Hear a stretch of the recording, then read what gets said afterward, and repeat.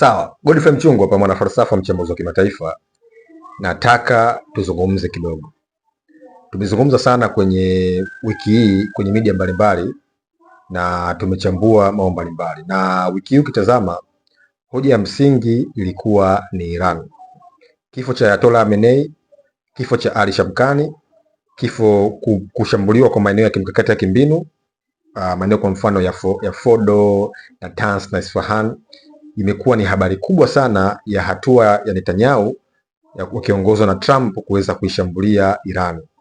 Na takriban miaka 47 tumeshuhudia Trump ameweza kufanya kile ambacho wenzake hawakuweza kufanya, kwa kuweza kumuondoa Ayatollah Khamenei. Sasa nataka tufanye kama overview. Umesikia watu wengi wamezungumza, mimi hapa nataka tufanye kama overview. Okay, kinachoendelea Iran kwa mfano ukitazama, nani ni mshindi sasa? Nani ameshinda? Imeshinda Iran kwa kile ambacho walichokisema kwamba kama wakishambuliwa wataenda kusababisha mlipuko Mashariki ya Kati. Leo nilikuwa namsikiliza Masoud Pezeshkian anawaomba radhi majirani zake kwamba hawataendelea kuwashambulia tena, kwa sababu nafahamu Iran wiki hii amekuwa akishambulia nchi takriban 11. Amekuwa akishambulia Qatar, UAE, Jordan, Kuwait, Israeli, tazama Bahrain, tazama. Kwa hiyo amekuwa akishambulia nchi mbalimbali, Saudia. Leo Masoud Pezeshkian anasema kwamba anawaomba radhi kama kuomba msamaha marafiki zake na majirani zake katika ukanda wa Ghuba. Sasa ukitazama ni kwamba Iran wameendelea kupoteza tangu mwaka 2024 kinachoitwa kilitokea Oktoba 7 mpaka kifo cha Khamenei. Iran wameendelea kupoteza viongozi wao wa kimkakati, na hili nimelisema sana kwenye chambuzi mbalimbali kwa mtu ambaye ananifuatilia, kwa namna gani Iran wamekuwa wakipoteza viongozi wao mashuhuri. Kwa mfano kina Mohammed Deif. Unafahamu Mohammed Deif ni mojawapo ya kamanda mashuhuri sana kwenye harakati na wapiganaji wa Hamas kwa mfano. Lakini zaidi sana unafahamu Iran walimpoteza Hassan Nasrallah, mmoja ya Arai, mtu ambaye amekuwa akiongoza harakati za Hezbollah kule katika eneo la Lebanoni. Lakini Irani walimpoteza Ismail Haniyeh, unakumbuka kwenye bomu la kutegwa pale Tehran katika ofisi za IAGC. Lakini Irani walimpoteza Ibrahim Raisi, kama unakumbuka. Unafahamu Ibrahim Raisi ni mtu ambaye alikuwa ni kama anatajwa kama ni successor wa Ayatollah Khamenei kabla hajafariki. Lakini Irani mwaka huu kuna operation ya juzi inampoteza Ayatollah Khamenei. Sasa unaona kabisa kwamba ile dhana ambayo tunaita intelligence blunder, yani makosa ya kijasusi yamekuwa yakitokea katika nchi ya Iran, kwa sababu unapopoteza viongozi wako maana ni kwamba unashusha morali na unawachanganya wale ambao wanaamini au wanakufuata katika harakati zako. Lakini kutazama Netanyahu katika chama cha Likud, tazama, ameweza kumuondoa Ayatollah Khamenei kama viongozi wengi ambao kimsingi amewatoa. Lakini Trump ukimtazama kina Bill Clinton, wakina Obama, Trump kipindi cha kwanza, Biden, ukitazama Bush mkubwa, Bush mdogo, wote hao waliongoza kipindi cha Ayatollah Khamenei baada ya Ayatollah kuchukua mamlaka mwaka 1989 baada ya kufariki baba taifa hilo Ayatollah Ruhollah Khomeini. Sasa unajiuliza, ameondoka, lakini nani ni mshindi? Ukitazama kisiasa, Trump ni mshindi. Na unafahamu Trump ana sera yake au falsafa yake ambayo alituambia, anasema kwamba hiki ni kipindi cha dhahabu, anaita this is the golden age. Kuna kwamba hiki ni kipindi cha dhahabu katika nchi ya Marekani. Kuna kwamba Marekani itarudi katika kuongoza misingi, ushawishi, falsafa, harakati za taifa la Marekani. Anaamini kwamba Marekani inarudi kwenye kuongeza ushawishi wake wa kimkakati. Marekani inarudi katika kuongeza ushawishi wake wa kimataifa, kwamba wanarudi katika kusimika misingi.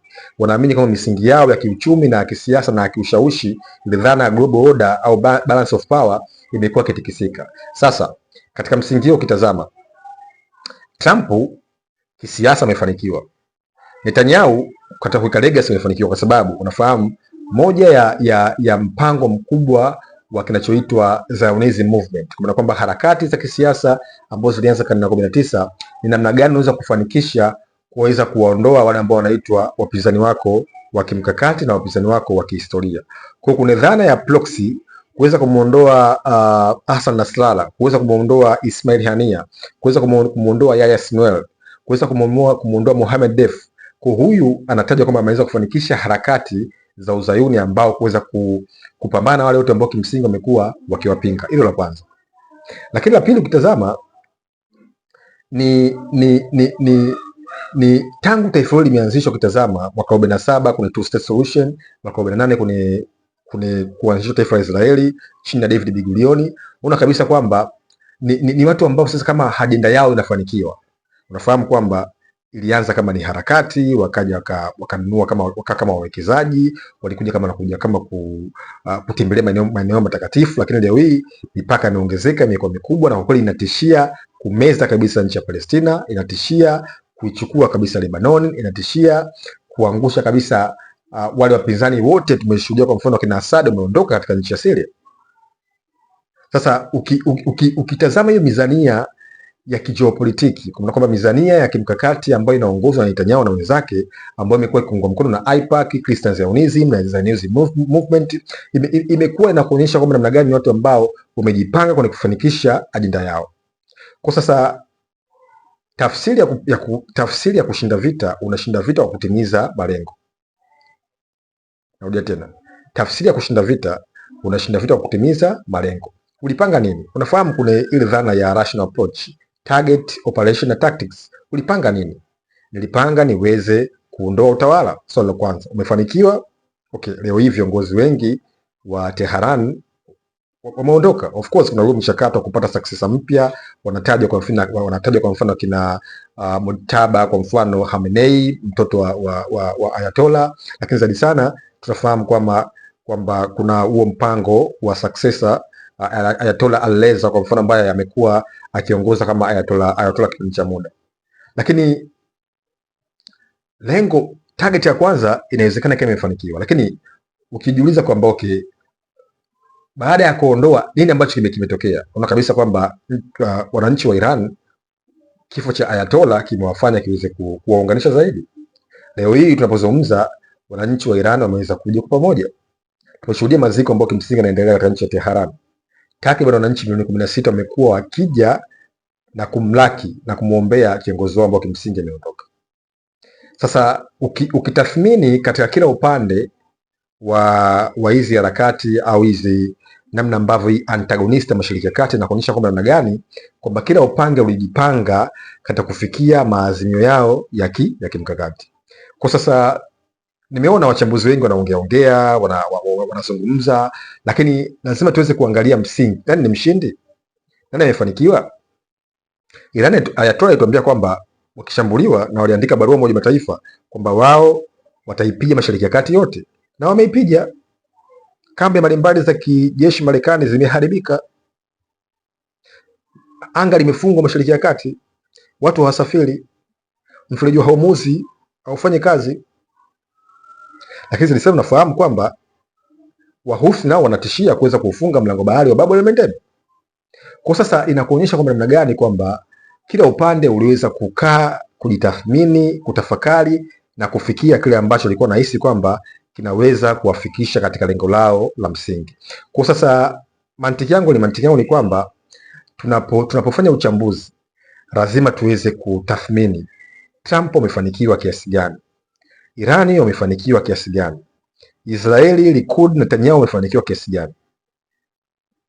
Ukiniuliza mimi ni kwamba kila kauli ambazo zilizungumzwa zilionyesha kwamba kila upande umefanikiwa katika malengo yake. Of course itategemea na baada ya mpango kufanyika, hawa watu waliwaza kufanya nini, waliwaza kufikia nini, waliwaza twende wapi ukitazama.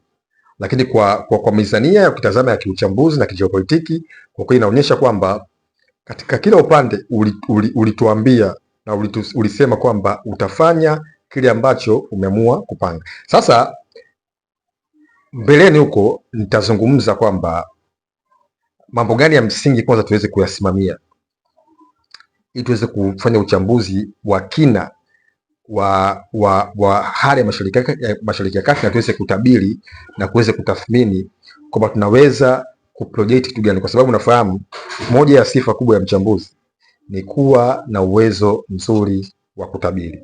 Unapoweza kutabiri, unapoweza kuchambua kwenye chanzo, unapoweza kuchambua kwenye matokeo, unaweza kuwa na uwezo mkubwa wa kutabiri. Kwa hiyo kwa video inayokuja nitajaribu kuonyesha maeneo ya msingi ambayo yanaweza kutusaidia kuelewa genesis, kuelewa chanzo, kwa sababu nimeona kwamba kila mtu anazungumza matokeo, si anga limefungwa, si nani amefariki, ufukuzi ya toa imeondoka, Tel Aviv inapigwa, sawa.